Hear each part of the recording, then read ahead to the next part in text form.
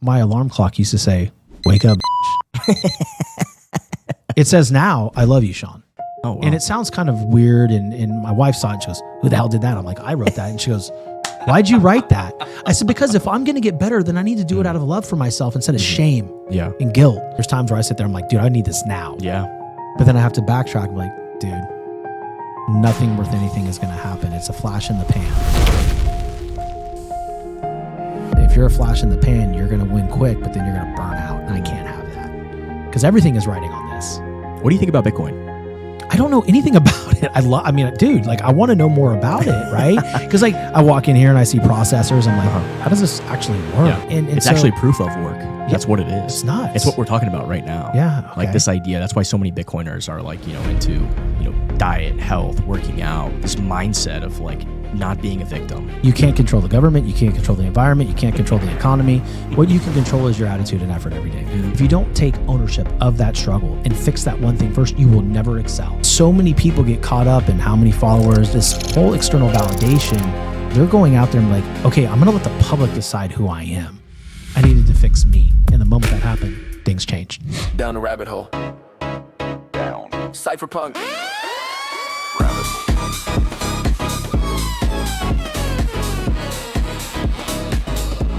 Welcome back to Cypherpunk'd, where we explore money's history, crypto's future, and Web3's role in advancing human rights, freedom, and digital liberty. Today's guest is Shawn French. He's a high-performance coach, keynote speaker, and the founder of the Determined Society podcast, a show that's ranked in the top 1% globally. He's built a movement around intentionality, resilience, and breaking through limiting beliefs, drawing on his own journey from a D1 athlete at LSU to a top 1% sales performer and now a globally recognized author and host. Shawn, welcome to the show. What's up, man? Good to be here. So that's pretty cool. You were a college athlete, man. Dude, it was wild. It was a good time. It was a good time, man. I spent most of my life, building to, be a professional baseball player. That didn't happen, but I got the opportunity to go be a part of the LSU baseball team. And, here we are now, but what a fun time. I also played college football at a smaller institution, but where at? Ave Maria. Oh yeah. Yeah. So we started the football team there. So it was That's pretty cool. So man. The very first team that ever existed. So you know the Van Ducers then? Yeah, Kyle and them. Yep, absolutely. I just talked to Kyle today. Yeah, I played with Kyle. That's Kyle's awesome. a cool guy. Dude, he's a great dude. He's awesome. Yeah. So, you tell the story about you being at LSU after your last game, and you're realizing that Shawn French, the baseball player, was gone and having a full-blown identity crisis. So many people today have their identity tied to these centralized platforms, whether it's Instagram or the blue check or all these different things. What do you think about all that? Dude, I think it's a real thing, man. Because you start to look for that external validation somewhere. And for me, it was baseball. It wasn't like I know Shawn French. It was Shawn French, the catcher. Like he can throw the hell out of a baseball. He can catch. He's awesome. And then when that's over, right? Because the whole time you're looking at this narrative, like this is who I am. And at that young age, you don't realize that it's just something that you do, right? Even what I do now, it's not who I am. Who I am as a father, a husband and a good friend, a great son, but, a child of God, but I'm not what I do. And so many people get caught up in how many followers do you have, the blue check mark, to your point, where this whole external validation, they're going out there and like, okay, I'm going to let the public decide who I am. And when that all ends, right, or shifts, because now I call the identity, crisis, now I call it an identity shift, because at every point in someone's life, their identity is going to shift. I don't care if you're a college student, the moment you get that degree, you have a shift, right? And you have to understand that the person is completely unrelated to what you do.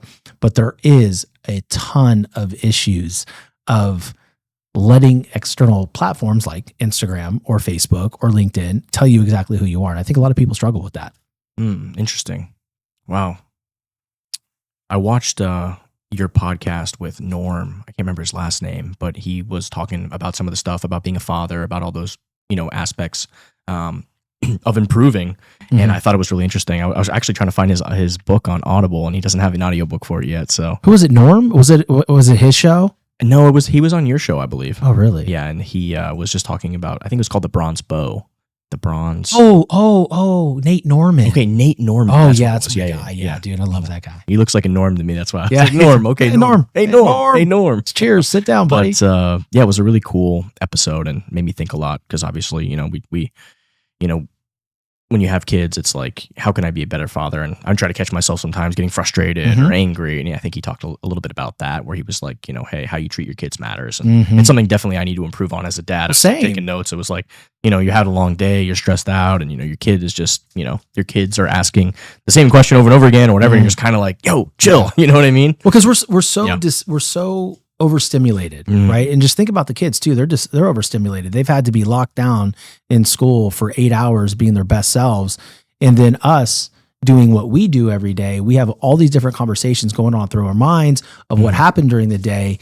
And then you're trying to cut up a piece of steak and they're saying, hey, can I have a snack? I'm like, yo, dude, like we're about to eat. Sit down, right? But that's the thing though. We have to understand that all they really want, it's not about the snack. It's not about the question. It's like, can I have your attention, please?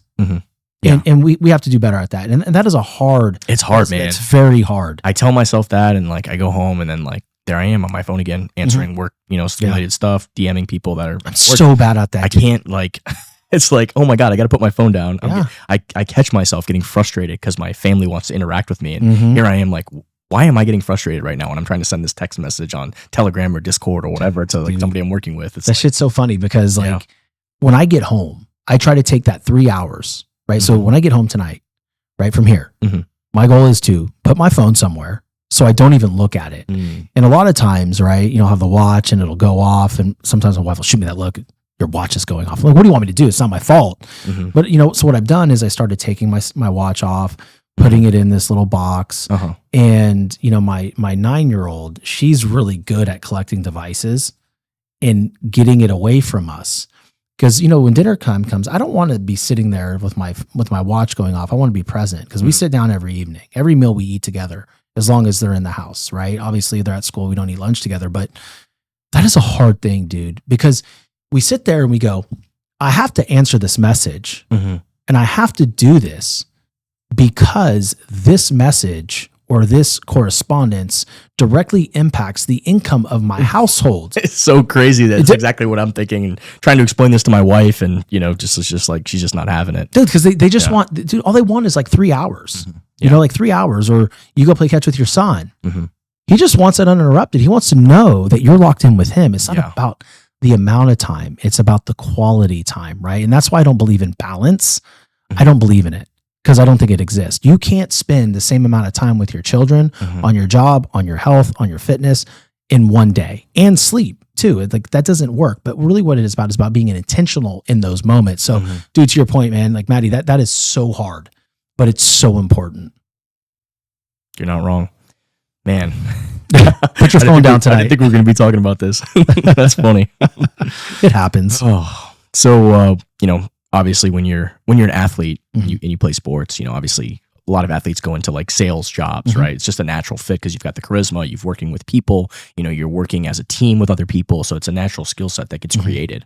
What was that like transitioning into a sales role? And how did you feel after you unplugged from that? Unplugged from sales or unplugged from being an athlete? Unplugged from sales. How did you get into it, and how did you? Oh, geez. So it was, getting into it. I think it's easy, right? Because these corporations, they heavily seek out athletes because they see that you've done something for an extended period of time. You know how to work with a team, right? You know how to prepare. You know how to be regimented, and they know you're going to work hard no matter what conditions. Adversity, whatever. They bank on the fact that you're going to be a dude or that girl when you walk in that door. So getting into it, this is a funny story actually. So when I graduated from LSU, I wanted to stay in Baton Rouge. My dad's like, no. You're coming to Florida. We moved here from California. You're coming home. You're not going to stay in Baton Rouge and just be a playboy and just mess around, which I wanted to. I mean, dude, it was Baton Rouge, right? Because the name, they knew who you were, right? And you had more opportunity there. You know where I'm getting at. I know what you're getting at. He's like, you need to come home. I'm like, my home's in Cali. Florida is not home. And I'm thinking it's not a target rich environment. Now you got the hat on with the Florida logo. Yeah, dude, I know. I don't wear that hat anymore. Val made me take that hat and retire it. Why? Because she's like, you don't wear hats on your show anymore. No one can see your face. So I was like, okay, no problem. But shout out to Val for hooking us up too. Oh, God, major shout out. She's my secret weapon, dude. Yeah. She's amazing. but getting into it, I came to Florida because I finally just gave in. And there was no real opportunity. And so I said, okay, well, I'm going to have to go into teaching because I want to coach. And initially I thought that all I was really good at was baseball. So I was like, okay, this is a place where I can go hide, right? I can go and be a teacher. It's okay. You know, I'm going to make 40 grand a year and I'm going to go give back.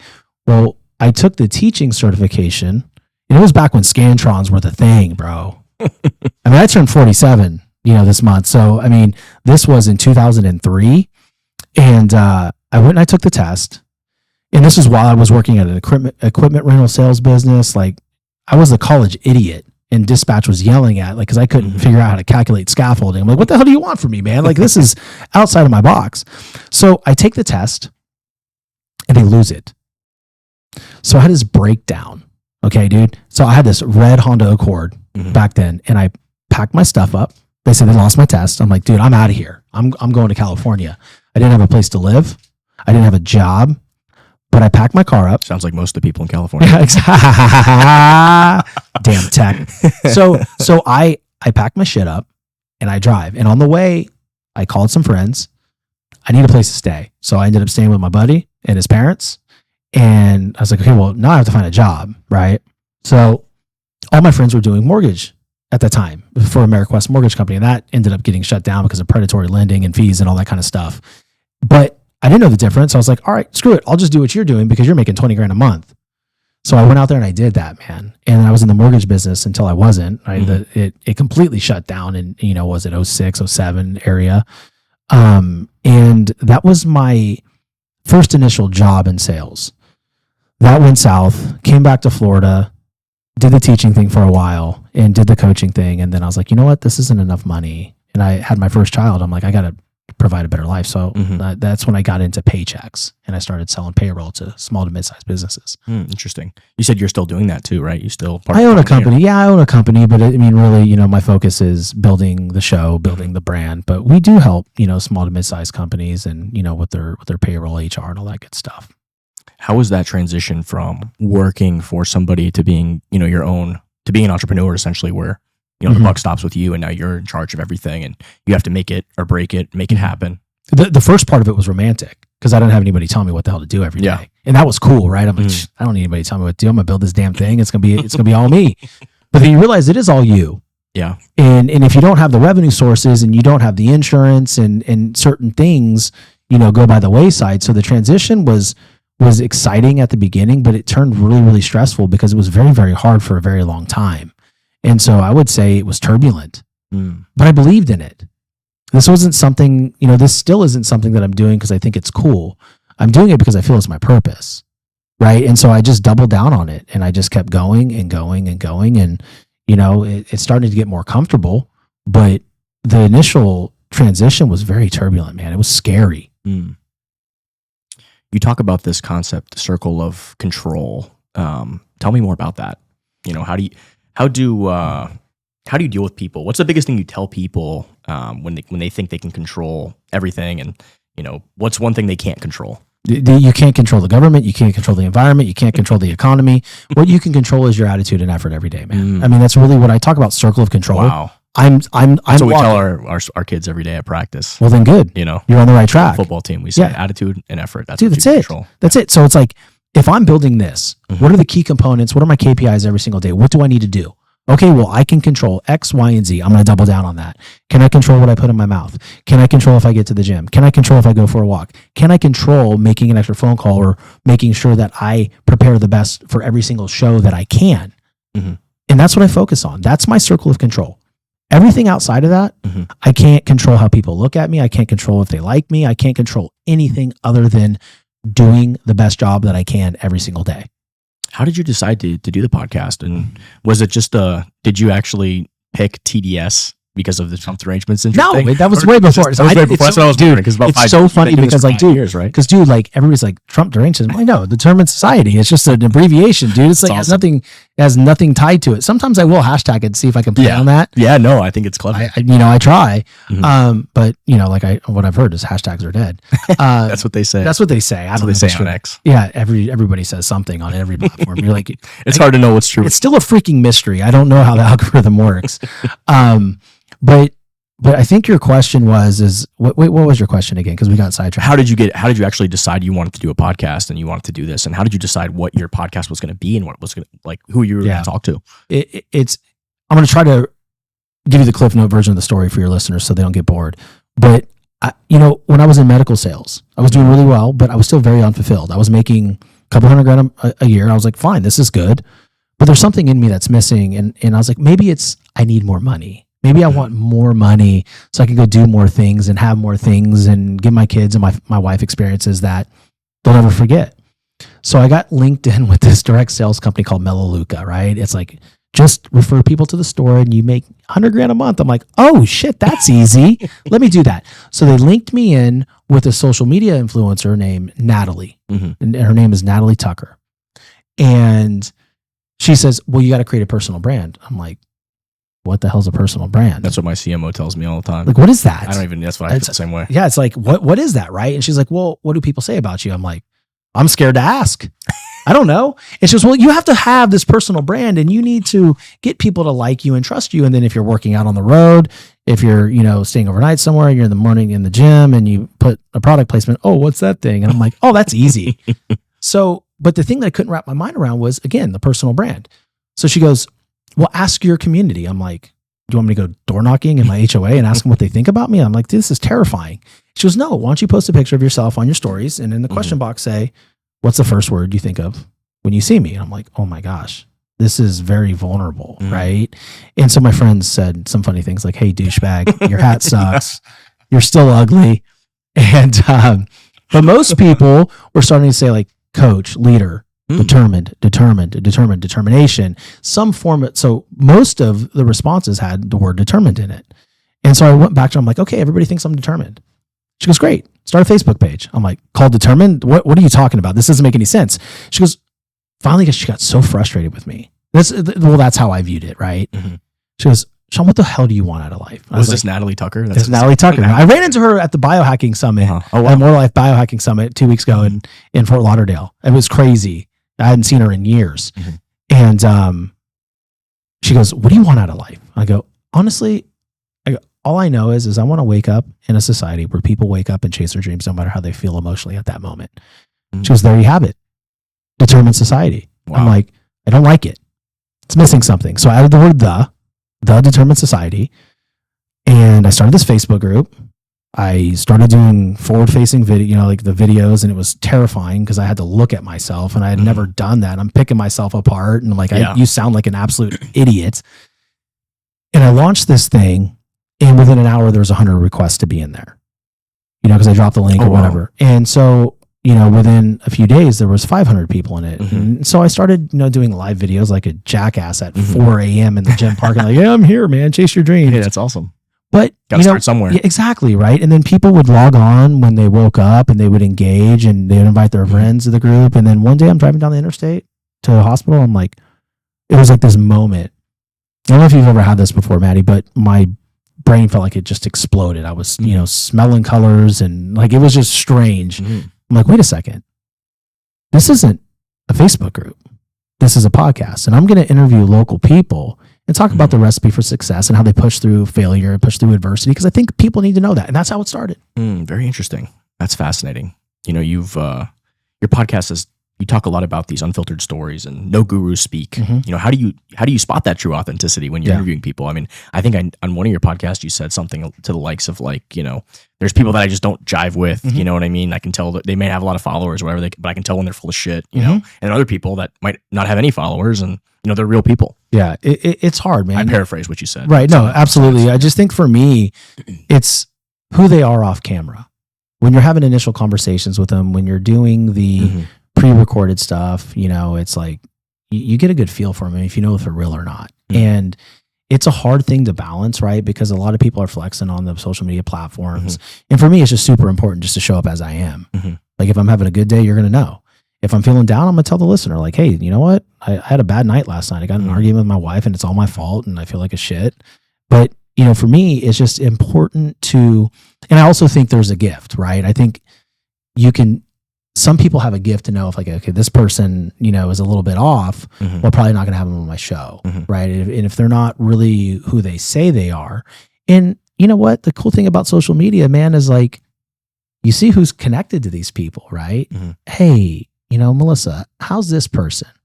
What are your thoughts on them? Are they who they say they are? And so at the very beginning, I would really lean on those connections to kind of vet people out. Mm-hmm. But now, I have, publicist that helps me with my bookings. And, the thing is like we've gone into a lot of public figures and they're mostly really good people, man. Like I'm blown away by the authenticity of Jay Leno and Jamie Kennedy and William H. Macy, Kathy Ireland, like all these people.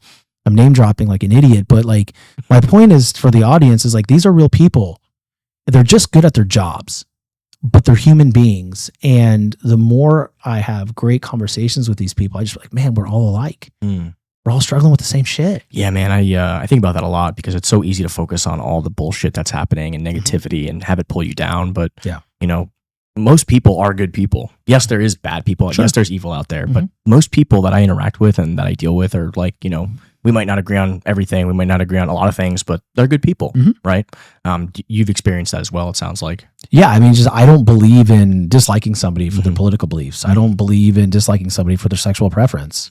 I really don't. Like, I have a wide array of values and beliefs. I grew up in California, but I've lived in Louisiana, and now I'm here, in the beautiful Southwest Florida. I have the opportunity to see life many different ways. And I just feel that this world right now is dealing with a lot of evil. And if I can be the platform that brings people together and hears people out, then that's what I'm here for, because that's what I want. I love that. What's the single biggest lie that you think mainstream culture tells us about success right now? That it can happen in 90 days. All the get rich quick schemes. Damn, dude. I mean, like really, I think the big thing when you come into this is like, people tell you have to turn up the bravado about 10 degrees, right? You have to shift the dial and be like more exuberant, more enthusiastic than you really are in person to grow this brand.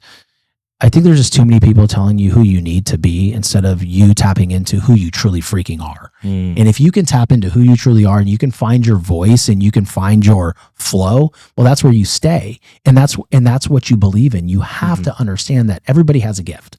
So, the other part of that is people tell you like, well, look at that person. You need to do it like them. Like, well, if I try to do things like you, Maddie, bro, I'm going to fail. Because I'm not you. I don't have the gifts you have, right? And so I think everybody needs to understand that the lie is you need to do it like everybody else. But the truth is everybody has their gifts. Everybody is a limited edition of themselves. Like there's nobody else like you. And if you can sit there and tap into who you truly are, and if that comes out, that's when you succeed.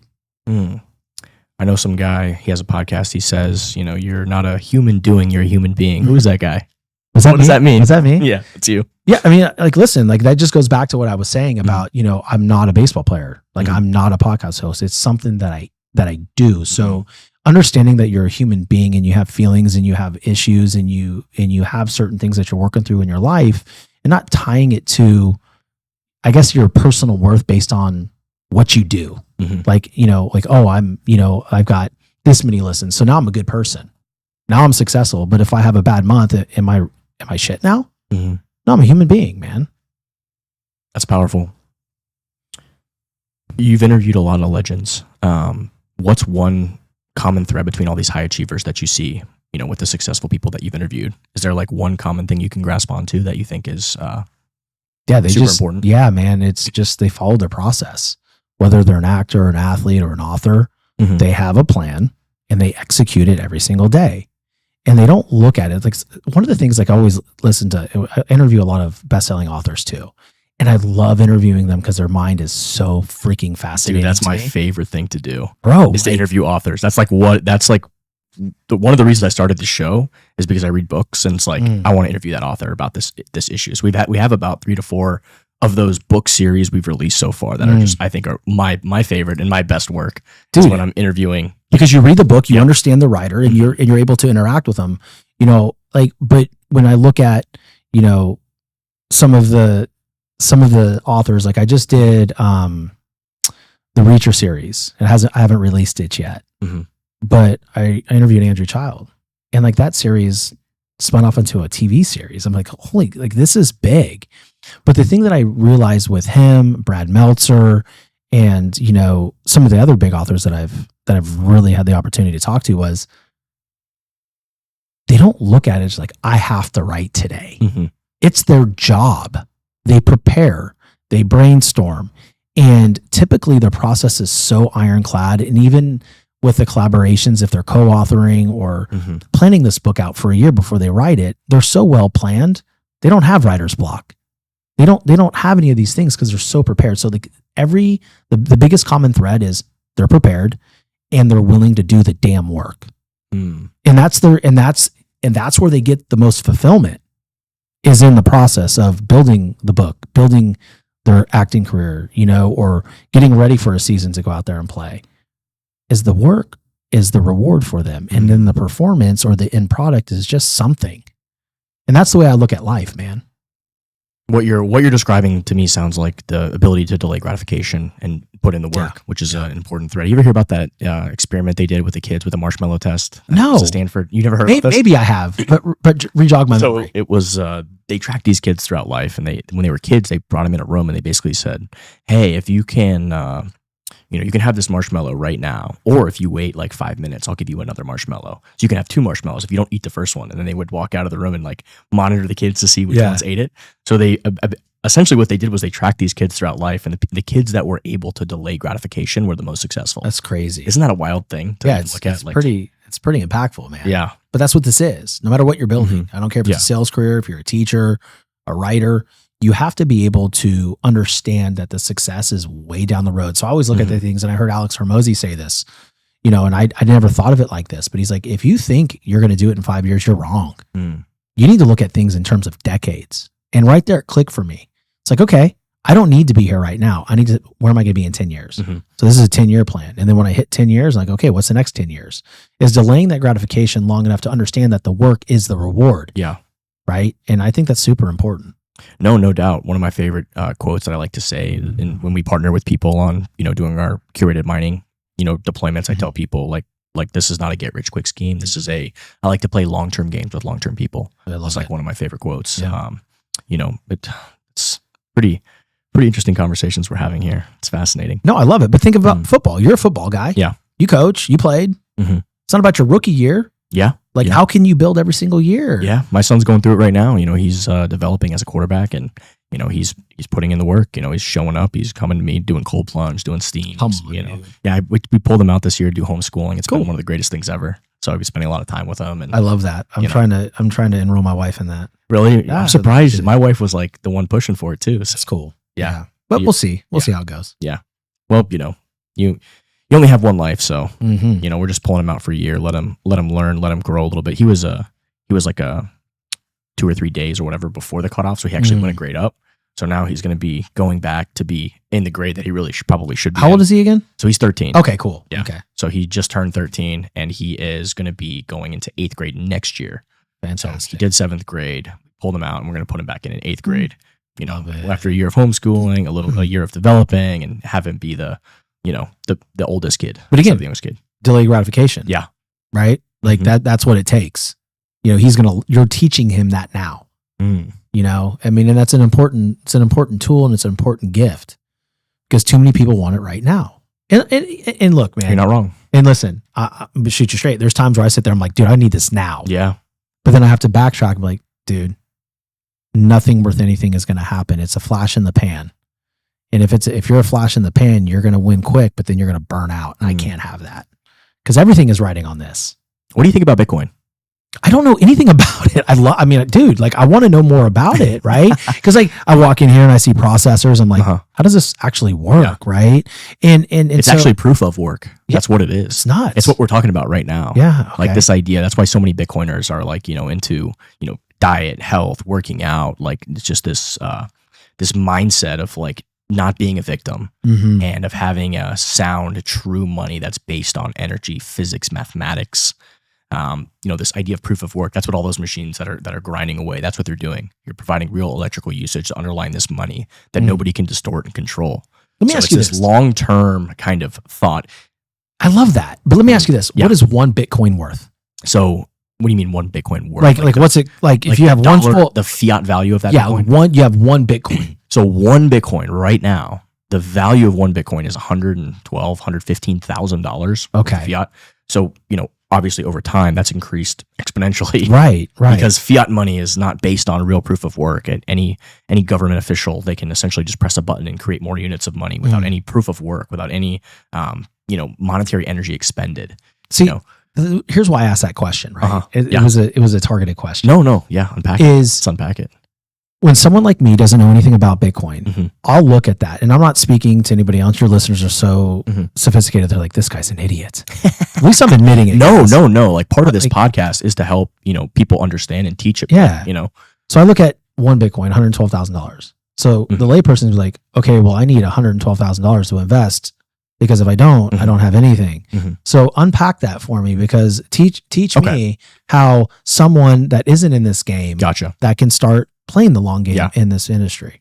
So there's Bitcoin, there's altcoins, there's all these other cryptocurrencies, right? I tell everybody that gets involved in crypto, start with Bitcoin, understand the money problem first. Ask yourself the question, what is money? Think about money, learn a little bit about it throughout human history, throughout civilizations. All fiat currencies throughout history have always failed. That's, not the exception. That's the rule, essentially. The US dollar is, we'll see if it'll be an exception to that rule, but we'll see, right? But we're talking about obviously over, decades and long periods of time. Eventually there's a failure event of a fiat currency because mankind, has no check when they start just pressing that print button. And you can see some of the repercussions of that in society now starting to take effect. The disconnect of certain people not being able to afford homes, the younger generation, because of the disconnect of the money. You've got housing prices going through the roof because people don't want to hold fiat currency because it gets debased. So where do they put it? They put it in houses. How does that play out? Well, guess what? The average people are storing their wealth. Housing has become a monetized asset, right? People are storing wealth there because they don't want to just hold the fiat currency because they know the government's going to print it. This has created a housing crisis. Young people can't have families. There's all these downstream effects of this, and we're starting to see a lot of that play out. And if you look at history, this has all played out previously many times. Dude, it's wild to me. Like freaking eggs are $10 for 18 of them. Like, I mean, just even small things. I'm like, what the hell is going on? Well, it's because they increased 50% of the monetary units that ever existed. In the first 100 years of the US dollar, they pressed a button during COVID and printed, trillions of dollars out of thin air. What do you expect? Of course, you didn't make any more real goods in society. There was no proof of work. You just pressed a button and you now repriced everything in that society, right? So that's why, inflation is going up, and then, the poorest people suffer the most because the wages are the last thing to go up in society. Everything else reprices first. And boom, now your rent's $1,000 more a month. You got a one-time $1,200 check, but every month now you're paying $1,000 more in rent. You can't really walk that back. Dude, you broke that down for me pretty well. Dude, thank you. See, I understand that. Okay, I'm glad. I don't understand all of it, but like that, something I don't think about on a daily basis. To go back to your original question, though, you asked about, hey, you have, there's this one Bitcoin is worth $112,000 or whatever it is. Bitcoin, there's a characteristic of money called divisibility. Now, when you look at gold, this is one of the things that gold suffered from, why it didn't make great money and why we ended up having paper bills. Originally, the dollars you see were redeemable for that gold. Since 1971, we've totally detached from that. So now it's a true fiat currency, meaning it's just can be printed by decree. There's no tie to real energy of that money anymore. But why gold failed was it's very hard to go into buy a sandwich with a fleck of gold, right? So this idea of divisibility is important for a money. Dollar bills, change, coins, they are useful for those things, right? So a dollar, you can have 100 pennies, 100 cents. You can divide that. You have that divisibility of 100 subunits. With Bitcoin, you can divide into 100 million subunits called Satoshis. So if you want to invest in Bitcoin, you can buy $5 worth of Bitcoin. It just might be 0.0000, 2475 Satoshis, right? And so you can invest in a smaller unit. Oh, that's cool. That makes sense. Sounds like a mushroom, Satoshi. Satoshi Nakamoto was the pseudonymous creator of Bitcoin. Oh, wow. Okay. Interesting. So I didn't know any of that. So I could invest $100 in Bitcoin. Exactly. Yeah. Wow. And I encourage that people to take a small amount and, have a automated schedule of investing, a long-term game with, long-term strategy. And just every week you buy $50, $100, whatever you can afford. And you just kind of, over time, the government's going to print more money. Bitcoin is going to go up in fiat terms forever. I mean, it's just a fundamental math equation here. Interesting, man. Yeah. Wow. Cool. Hopefully I blew your mind a little bit. bit. You kind of did. I'm like, I got $5 laying around. Shoot. Here you go, Maddie. Make me a millionaire. Oh man. But to your point, it's a long, obviously there's volatility in the short run in the asset, and there's all these other crypto coins that don't necessarily, some of them may be useful, some of them, solve a problem, some of them might be securities or tokenize certain, real world assets. There's all these other possibilities and things, but start with Bitcoin, understand the money problem that Bitcoin solves for. This idea of a decentralized network of compute all over the globe that's participating in the system, that's securing the system, that's creating a money that no government can control, no one individual can control, and that operates by a set of rules. What is the best resource you could tell a beginner to go, okay, this is where you go to learn? So it depends if you're just looking to learn about Bitcoin in general, or you're looking to, if you're learning to look about the history of Bitcoin and the groups and people and the cryptographers that created it, the computer scientists, I have a great series called the Genesis series with author Aaron Van Weerdum, where we looked into one of his books and we kind of went through almost 100 years of prehistory that led up to the creation of Bitcoin and what Bitcoin is. That's a great resource. But there's also, I think, the Satoshi Nakamoto Institute. Paul can put that in the show notes. That they do a really good job breaking down concepts. There's a plethora of great books. My friend Larry Lepard wrote a book called The Big Print, which talks about the history, and we did a book series on that as well, which talks about what led up to the creation of Bitcoin and what happened in America over the past 100, 200 years. And it kind of leads you to this, it shows you the problem, leads you to the solution. And that's called The Big Print.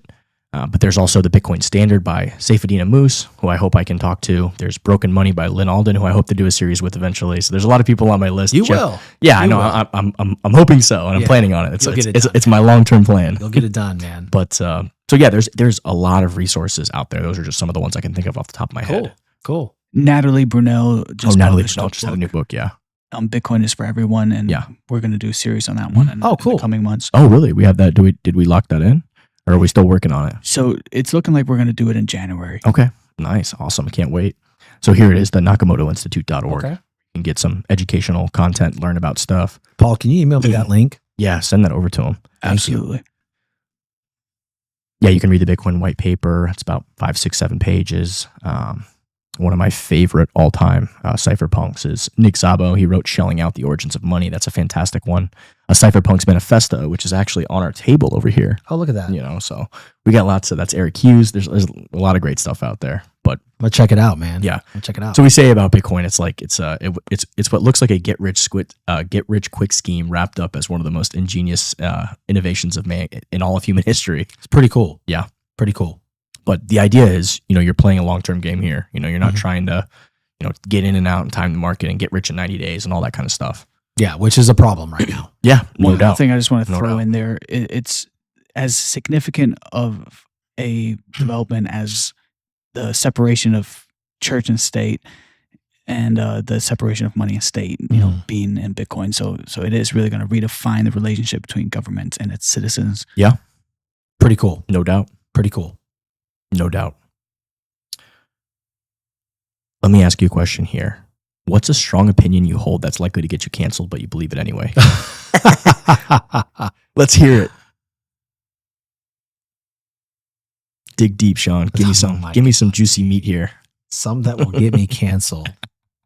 I don't believe that biologically male-born individuals should be able to play women's sports. Yeah, I feel the same way. I don't. And that's not knocking what their belief and who they feel they are. I just think it's unfair. No doubt. But I think that would scientifically, completely unfair. Like that would be something that I think that would. Yeah, I don't think necessarily. That's probably my strongest opinion. Yeah. I think. Well, I would say I think like 97% of people probably agree with you on that. Yeah, that's the most quiet percentage too. Yeah. Right. It's the most quiet percentage. There's a very vocal minority of people screaming about this. 3% is loud. Yeah, I don't know. It might not be. It might be 5%. I don't know, but it's a very small amount. Obviously, I think if you're an adult, you can do whatever you want. You should be free to do that in society. But I don't think you should push it on kids. Like those are start. I respect what you're doing, but then there's this too. Right? I wouldn't even go that far. I would say do what you want. You're a free human. Yeah, right. Whatever makes you happy. It doesn't bother me. Like go do you. As long as you don't affect other people, which is obviously competing in sports is just absurd. Yeah, you've got all these biological males essentially breaking records, beating women in these biological women in sports. Yep. I think it's just completely wrong, obviously. And I'm sure many people feel the same way, and Yeah. I know many people do. Exactly. Okay, that's a safe choice. Hold on. That's not safe for me because I don't really Really? voice that. Oh, Like wow. that's big for me. You Really? know? Yeah, Wow. yeah, that Okay. is. Yeah. All right. That's scary for me. I can cut this out of the. No, we don't cut anything out of Not this show. part. No, I was No. going to say the next question. Since we're on hot topics, maybe we can get you canceled with this one. What are your thoughts? I'm joking, but what are your thoughts on Nick Fuentes and Tucker Carlson that is currently going viral? Shall we skirt that subject? I haven't dug into it, man, just to be honest with you. I kind of stay in my own world, dude. Like I don't know anything about that. I know Nick Fuentes is really trending in the conservative realm, but you know, when everything started happening with Charlie Kirk and all this mess and all the divisiveness in this country, I chose to really dig into what I can control. And that's where I stay. But I don't know anything about their collaboration. I know they just had one, but I don't know the details. And, you know, outside of just I haven't knowing seen it either. Yeah, outside of just knowing about it. And I mean, I have a ton of people telling me I need to interview Nick Fuentes, and I would gladly do it.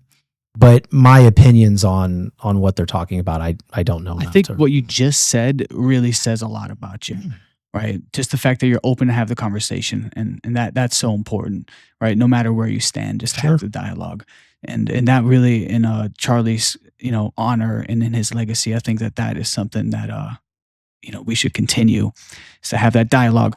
But last cancelable question is what are you guys trying to do to me here? I don't know, man. I'm just what he's getting doing. going, Like, shit. He's getting going. I'm gonna have to trade places with him over I here. know, no, it's Where did this guy come from? He's in the rafters. Where is this guy? right. Damn it, Paul. Sorry. Oh my All right. It's all good. Okay, so since you're from California, this one's really gonna get you canceled. Is In-N-Out overrated? Shit, no, man. In-N-Out is the best burger on the planet. And anybody that's going to tell me Five Guys is better, like, no, you don't have an argument. Whataburger's good. Whataburger's really good. And I love Five Guys. But, dude, put me an In-N-Out burger, and I'm going hard. And dude, and did you see the announcement that Cane's is coming to Southwest Florida? Do you know what Cane's I is? don't even know what Cane's is. No. Dude, Cane's is this chicken finger joint in the state of Louisiana. It's where it started. Todd Graves. It's called Raising Cane's. It is the best chicken. It is the best little bread and the fries, and they got this little Thousand Island type of dressing that you dip everything in. Like, I would Don't drink tell me that about stuff. this. You're already making me Like, bro, fat. I'm trying it's to like, it. No, come on, man. Hey, it's coming to Southwest Florida. I don't know when it's gonna be done. Yeah. But dude, no, In-N-Out is not overrated. It is the best. Totally agree with you. Oh, thank And God. Cane's better sponsor your show. Goodness. Yeah, hey Todd Graves, you know, when you're done paying for Brian Kelly's buyout, why don't you come sponsor the show? And thank you for buying him out, by the way. Man. Thank you. Speaking of that, Sean, I think you mentioned on some of your podcasts, like, you know, you were struggling with your weight at some point and trying to get back in shape. Like, Yeah. I feel like I'm at that point right now where I'm like, I'm a little bit heavier than I want to be. Like, what helped you lock into that to improve that? Like, what was your process on that? Dude, so the first thing was I walked into a room and I was just embarrassed to be in it. Yeah. And I wasn't necessarily living the brand that I was projecting, the determined society. It's like I'm showing zero discipline and determination with my own physical body. So I leaned on my friend Jeff Delaney that owns T Clinics. And, you know, I got my hormones right, but then we also went over to his new Viva weight loss, and they really taught me how to eat. They really taught me how to eat, man. What'd they teach you? They taught me, okay, so, you know, we detoxed. We went high protein and we went fruits, detox fruits like, you know, berries and apples. For the first week, I lost 8 pounds. Oh, wow. And the next week we went more ketogenic, excuse me, which I was really hesitant to do because I don't like the idea of keto. I don't know why. I just didn't like it. But, you know, we removed the fruits and then we went, you know, the meats and the veggies. And then it was more, then I did a 3-day water fast in January. And then I stuck to carnivore for a while. And now typically about 90% what I eat is what God put on this earth.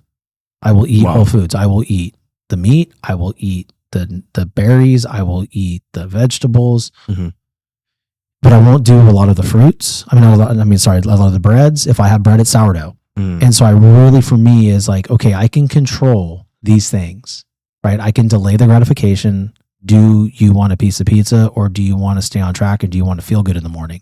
And so what I really did is I just, from December all the way till, March actually really July, I was super, super disciplined. And I dropped about 40 pounds. I cut my body fat percentage in half, right? I was at 31% when I started with them. Oh, wow. And I dropped all the way down. So how long did that take? Say it one more time. that was like 6 months. 6 months. Okay. Yeah, roughly 7 months. But it was a process, right? And like every day I just felt better. Like I would wake up and I would be energized. And so even now, like if I eat something off plan, then I'll feel a little extra tired in the morning. Mm-hmm. So I guess all to say is I just really dialed into what I was eating. And then I made movement a priority. I'm in the gym 5-6 days a week. Mm-hmm. I'm not, a physical specimen.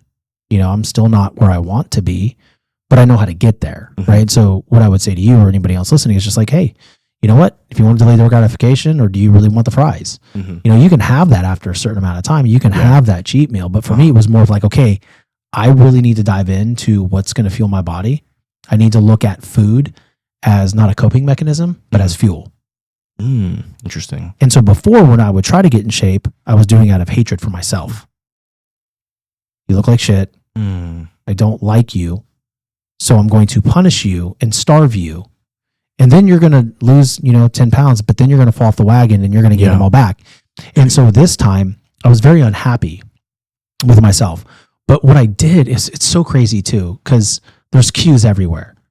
Excuse me. So my alarm clock used to say, wake up, bitch. It says now, I love you, Shawn. Oh, wow. And it sounds kind of weird. And my wife saw it and she goes, who the hell did that? I'm like, I wrote that. And she goes, why'd you write that? I said, because if I'm going to get better, then I need to do it out of love for myself instead of shame and guilt. And the moment I changed that mindset or shifted to, you love yourself, so you're going to do this, everything changed for me. Oh, wow. Thank you. I mean, that's great advice.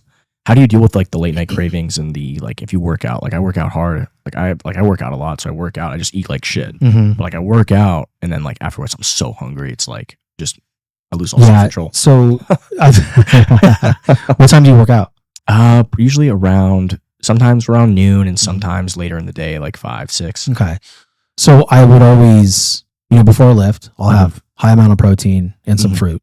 And then when I get home, like I typically lift in the morning. So I get home, I make my kids breakfast, and then I'll do like 5 eggs and some, I'll throw in some meat too, some like ground beef. And then I'll throw in like maybe, some leftover potatoes in there. So now I'm replenishing. So I have my protein and my carbs. And when I eat like that, I don't have the cravings at night. When I have the cravings at night is because I'm depleting my system. I'm not eating enough during the day. So, to start, if you go high protein, high fats, like, bro, you're going to lose a ton of weight. And if the fruits that you're, the carbs that you're eating, if they're good carbs, like the bread is the killer, man. Oh, dude, come on. It tastes the best though, man. I'm a bread junkie. Yeah, I'm the same way. But that's what makes us gain weight, man, and keep the weight on. So, I would just say, like, if you're feeding your body consistently throughout the day, you're not going to have those cravings at night. You're just not. And if you have the cravings, you'll be able to go, okay, I'm craving this. What can I have? So when I'm completely dialed in, I'm like, dude, it's 9:00 and I'm about to eat my freaking arm off. I'll go down and I'll get some whole milk, 4 ounces of that, 4 ounces of water, and 2 scoops of protein before bed. So it's, 58 grams of protein. I'll just have that. So there's ways. Okay. All right. I'm going to lock in on this. That's fascinating. God. We complicate it more than it really is, right? We know what, well, the problem is like we sit there and say, okay, we take it and we turn it into a quid pro quo. If I do this today, what do I get out of it? When really, to your point, just like crypto and that type of currency is a long play. You have to be willing to delay delay the gratification for a few months. You mentioned the Charlie Kirk incident a little bit earlier. You mentioned that you were able to like stay calm with all that. I just remember being so angry about that situation. I wasn't calm. I wanted. So I didn't mean to cut you off. I was broken, and it was because I saw something. Like, we live in this world now where social media is showing us someone being assassinated. That's heavy. I don't care what belief system you have. I don't care what side you're on. The human being died. Human being died, and I saw people celebrate it. That's what I saw, and I was like, it's mad. I just couldn't believe it, man. And then the conspiracy theories come out, and you just get caught scrolling, and like, oh, maybe he's not gone. Maybe he wasn't the shooter. Who was the shooter? Who really did it? And after a couple of days, I said, you know what, dude, you got to put this down. Mm. You got to put this down and you got to move forward. But I did have a reaction to it. I cried. Mm. You know, I watched my wife sit down, break down on the couch, and she has, you know, she doesn't have the same beliefs as me, but she saw a human being die. Yeah. You know, and so I just think for me, like that scenario brought me so much closer to myself. It's like, how can I be the best person possible? You know, and how can I lead my family? How can I lead my kids? And what can I control? What can't I control? I can't control what everything is going on out in social media. Like I can't do it. I just can't. You know, and for me, it was more of a defense mechanism. So I didn't break down. I mean, some people are unraveling still. Yeah. Their whole life's about it. Mm-hmm. And it's sad. Yeah. No, you're not wrong. I was just angry for like days. I just was like, just so angry about the situation, but I'm still mad. Yeah. And to be quite frank, I would be mad if it happened to somebody else on the other side too. Because no human being needs to be shot down in public like that. Yeah, no doubt. Like Especially somebody who's, you know, just having conversations and having freedom of speech and talking and debating with people. So now we kill people if we don't agree. Like that's not America, dude. No, you're 100% right, man. It's 100% not America. That goes against everything that America stands for. I'm still mad about it, but like I can't do anything about it. You know, like I can't obsess over it because it'll break me. And I've got 3 beautiful children and a wife that's counting on me. Yeah. Yeah. What's next? What's next, Shawn? What's going on? What's your next goal right now? Next goal is just to continue to grow, man. I don't even know what that means, but you know, focusing on what's important. You know, I have a full team now, an agency, PR, and I'm just going to execute. Yeah, you were telling me about that. What they feel is best for me, and I'm just going to go that route. I'm going to become better. I'm going to continue to feed my mind. I'm going to continue to have great conversations. But I think the overall goal, the big shiny goal, is, you know, getting to the first multi-year deal, right? And then executing that, and then getting the nice, you know, 3-year, $150 million deal from a Sirius or a Spotify. That's the goal. Okay. That's the ultimate goal. But I just got to focus on the small things first, right? Gotcha. And eventually get there. There's this concept in crypto of not your keys, not your coins. Basically, if you don't take full responsibility for your assets, you're vulnerable. That's such a perfect metaphor for life. How do you help people take ownership of their future when they've been conditioned to let institutions, bosses, or systems control them? So look in the mirror. What's your most common thought, right? Because everybody has this one thing. For me, it was my weight. For you, it might be something different. And for that person out there outside that door walking on the street, you know, Fifth Avenue in Naples, they may have a different struggle. But if you don't take ownership of that struggle and fix that one thing first, you will never excel. You will get to a point and you'll get stuck because you will sabotage it. So you have to take care of this one thing. And if you can take care of that one thing and show discipline and determination in that, then there's nothing that you can't accomplish. So for me, it's just accountability. You have to get rid of the blame game. America's favorite pastime. My legendary coach, Skip Berman at LSU, said, TOB, transfer of blame. That's America's favorite pastime. Transfer the blame onto somebody else. But if you can take responsibility for everything going on in your life, doesn't mean you have to sit there and beat yourself up. But like, hey, I was wrong there. Or hey, I'm the reason that I'm not excelling. Because I made it about a lot of different things at the very beginning. I don't have this. I don't have that. I don't have the revenue. Da, da, da, da. It was me that was broken. I needed to fix me. And the moment that happened, things changed. I think we should just close out on that. Shawn, it's been a pleasure, brother. Hey, man. Likewise, brother. Thank you so much for having me on.